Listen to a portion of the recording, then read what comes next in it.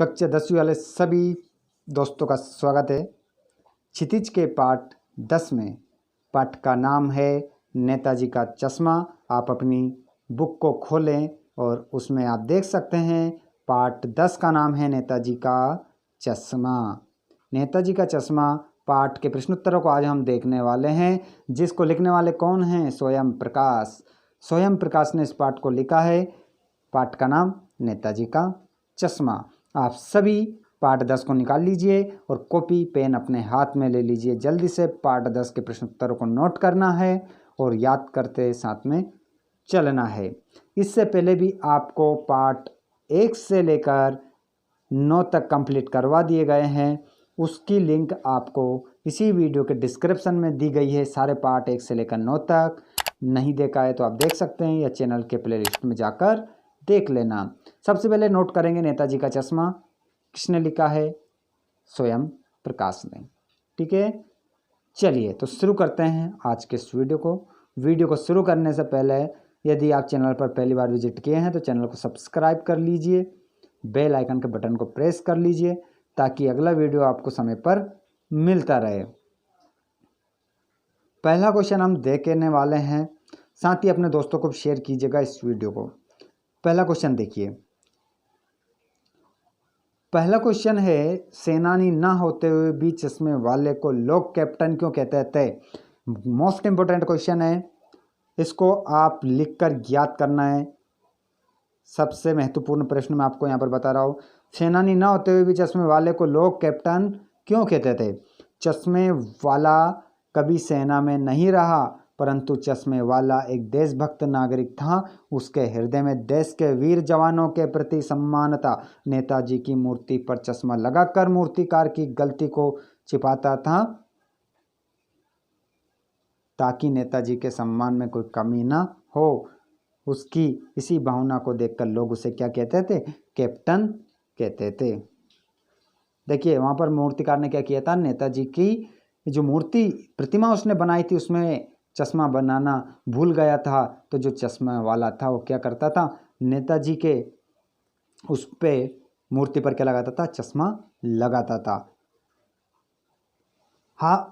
हवलदार साहब ने ड्राइवर को पहले चौराहे पर गाड़ी रोकने के लिए मना किया था, लेकिन बाद में तुरंत रोकने को कहा।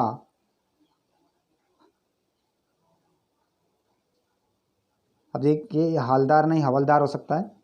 साहब पहले मायूस क्यों हो गए थे? तो देखिए हवलदार साहब इसलिए मायूस हो गए कि कैप्टन अब मर चुका है और उसके समान कोई देश प्रेमी नहीं था जिसकी नेताजी जैसे देशभक्त के लिए सम्मान की भावना हो। उसके मर जाने के बाद अब कौन इसे जिम्मेदारी का निर्वाह करेगा? दूसरा देखिएगा, हवलदार साहब ने ड्राइवर को पहले चौराहे पर गाड़ी रोकने के लिए मना किया था, लेकिन बाद में तुरंत रोकने को कहा। मूर्ति पर सरकंडे का चश्मा क्या उम्मीद जगाता है? तो देखते हैं, ये भी अच्छा क्वेश्चन है। मूर्ति पर लगे फरकंडे का चश्मा इस बात का प्रतीक है कि आज देश की आने वाली पीढ़ी के मन में देशभक्तों के लिए सम्मान की भावना है। भले ही उनके पास साधन ना हो, परंतु फिर भी सच्चे हृदय से बना हुए फरकंडे का चश्मा भावनात्मक दृष्टि से मूल्यवान है। अतः उम्मीद है कि बच्चे गरीबी और साधनों के बिना भी देश के लिए कार्य करते रहेंगे।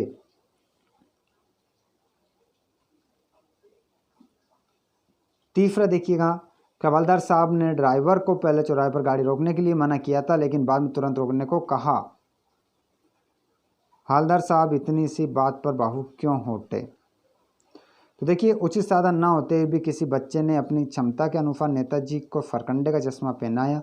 ये बात उसके मन में आशा जगाती है कि आज भी देश भक्ति जीवित है। भले ही बड़े लोगों के मन में देशभक्ति का अभाव हो, परंतु वही देशभक्ति फरकंडे के चश्मे के माध्यम से एक बच्चे के मन में देखकर हवलदार साहब भावुक हो गए। ये इसका आशय स्पष्ट करना है।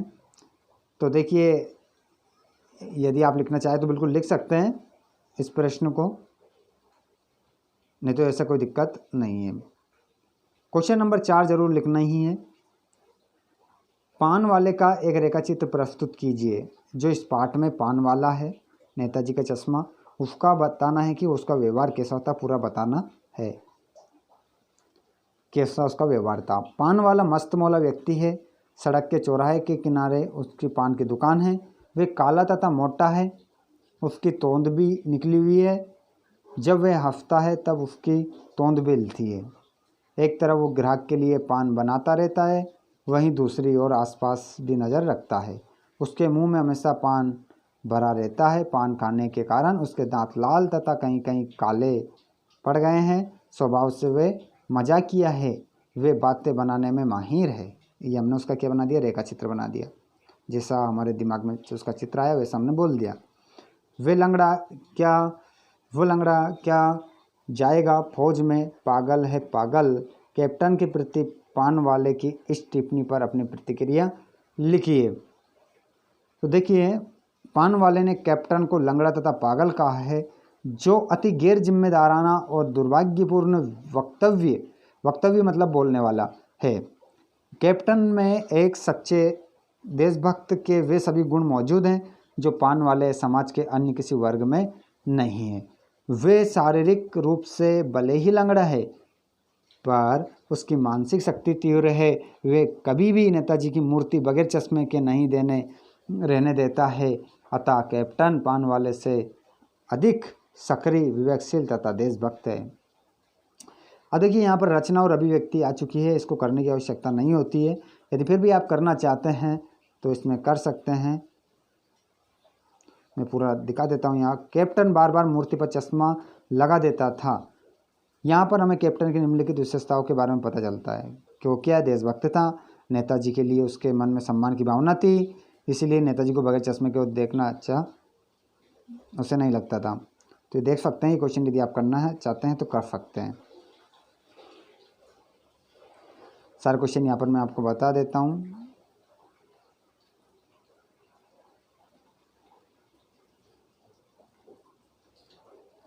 बाफा अध्ययन भी है यहाँ पर।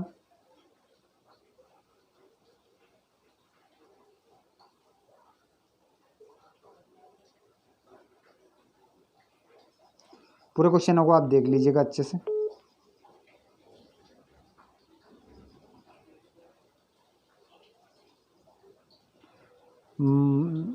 एक एक प्रश्न को देख लीजिए।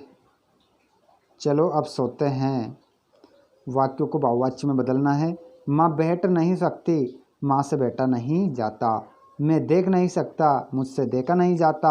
चलो अब सोते हैं, चलो अब सोया जाए। माँ रो भी नहीं सकती, माँ से रोया नहीं जाता। ये सब बहुवाचक हमने बनाकर आपको यहाँ पर बता दिए। आप अपनी कॉपी को कंप्लीट कर सकते हैं। तो ये पार्ट 11 आ गया। अगले वीडियो में हम देखेंगे इसको। चलिए, आज का वीडियो पसंद आया होगा आप सभी को, तो एक लाइक ज़रूर कीजिएगा, कमेंट करके बताइएगा। चैनल पर पहली बार आए हैं तो सब्सक्राइब कर लो अगले वीडियो को पाने के लिए। घंटे के बटन को प्रेस करना ना भूलना।